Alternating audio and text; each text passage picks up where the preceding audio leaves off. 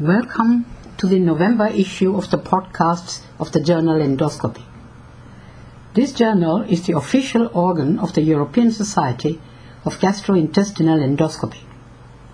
As usual, we are presenting the summaries of 3 articles that are appearing in the November issue of the journal. We hope you find them interesting and of relevance to practice. Over the past 10 years, video capsule endoscopy has become a valuable diagnostic instrument for the assessment of small bowel pathology. Well established in the management of obscure gastrointestinal bleeding, it has also gained increasing importance in inflammatory bowel disease, unexplained iron deficiency anemia, polyposis syndromes, and celiac disease.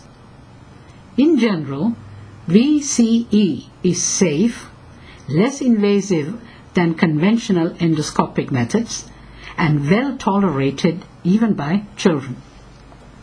However, an important shortcoming of VCE is the high number of incomplete examinations defined by the inability of the capsule to visualize the entire small bowel. This has been reported in about 20% of all VCE examinations. Incomplete examinations carry a considerable risk of missing a pathological abnormality, which has significant implications for both a patient's well-being and healthcare costs. Technical improvements in VCE devices have addressed this important drawback. Microcam is a new capsule device that was recently introduced into the market. It uses electric field propagation instead of radio frequency to transmit the video signal. Thereby, the human body serves as an electric conductor to transfer the pictures from the capsule to the body surface electrodes, which are connected to the data receiver. This technology consumes less energy and therefore saves battery life to allow longer video recording.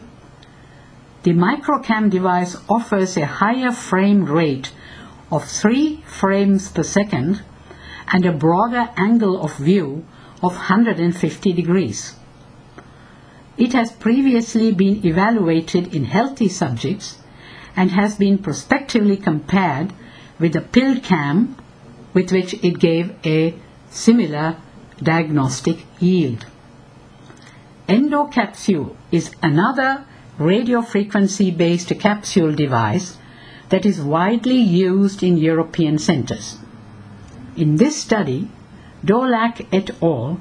Compared the Microcam and endocapsule devices with respect to the rate of complete small bowel examinations and their diagnostic yield. In their article entitled "A Randomized Head-to-Head Study of Small Bowel Imaging Comparing Microcam and Endocapsule," the authors report their findings in the November issue of Endoscopy. The Microcam is a new video capsule device offering a higher frame rate and a longer battery life expectancy. We aimed to quantify its clinical impact and performed a prospective single-center randomized head-to-head comparison with the endocapsule device with respect to the rate of complete small bowel examinations, diagnostic yield in the small bowel, and capsule transit time. Patients referred for video capsule endoscopy because of obscure gastrointestinal bleeding, chronic diarrhea, and anemia of unknown origin were randomly assigned to swallow either the Microcam first, followed by the endocapsule 2 hours later, or vice versa. All videos were analyzed by 2 independent investigators. A total of 50 patients, median age 61, range 21 to 84 were included. Complete small bowel examination was achieved in 48 out of 50 patients using the microcam and 45 out of 50 patients using the endocapsule.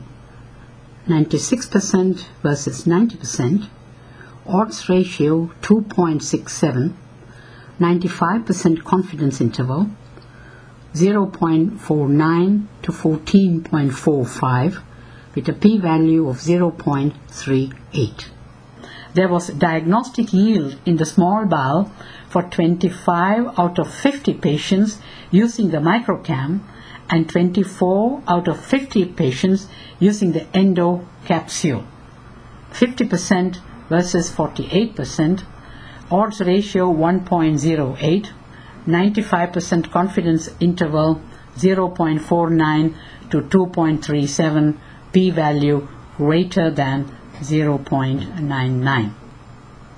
However, the findings were concordant in 68% only, kappa 0.50.